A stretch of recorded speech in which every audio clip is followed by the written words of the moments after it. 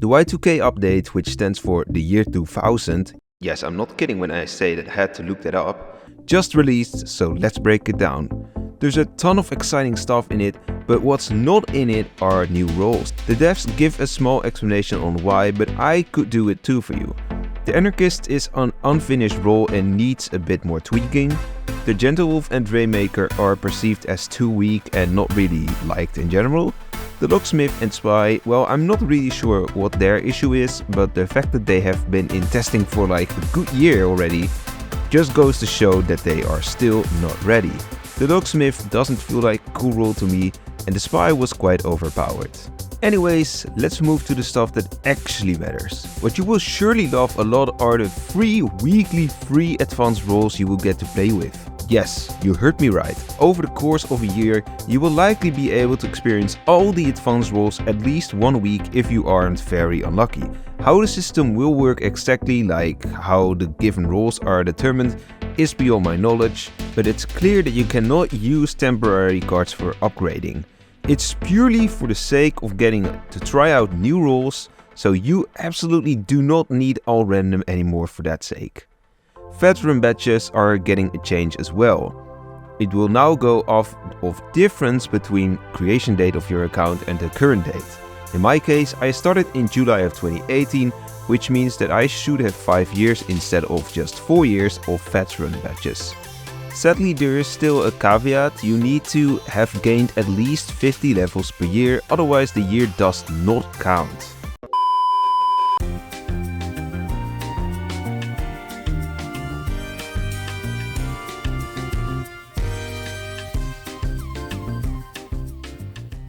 In case you might, in theory, lose badges in that way, that's not going to happen because unlocked badges will luckily stay. Now to what I believe to be one of the biggest W's of this update is listed as a small feature in this log, but it is that the Wolf Pacifist and Vigilante reviews will now be private. When asked, the community was quite mixed about the change for the Vigilante, since some argued it only buffed the Vigilante due to it keeping village roles hidden from evils, whilst others considered it a big nerf and want the Vigilante to be like it is right now.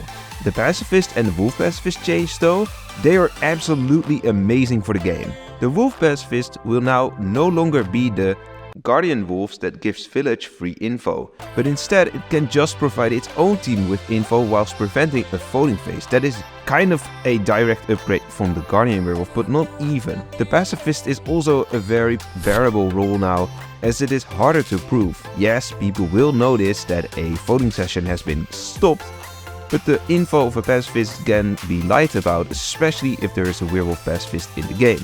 I love this change. Surely it's going to be annoying for people who like review abilities, but it's so much more balanced and no longer an anti-social deduction ability.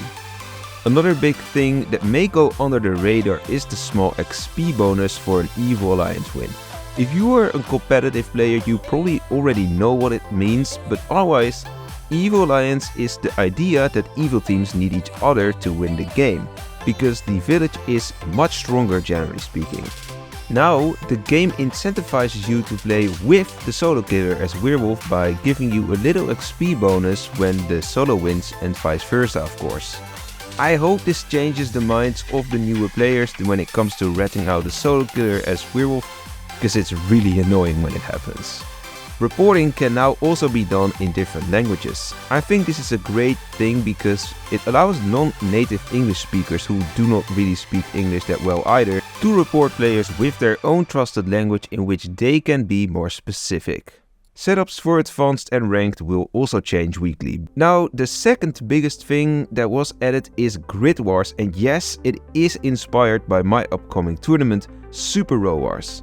I sent the idea of Super Row Wars to Philip a bit before the trailer released, and he liked the idea enough to go and work on it. In case you didn't see the Super Row Wars trailer, it and Grid Wars are quite literally row wars, but then also with vertical columns. A big difference is that in Grid Wars your team switches every day, meaning you will be winning with your row on the odd days and nights, and with your column on the even ones. In case you are participating in Super Rowers, no, I'm not going to enable Grid Wars as a setting, because the idea of Super Rowers is that you are constantly on both of the teams. But it's cool nonetheless that this game mode gets a place in the game.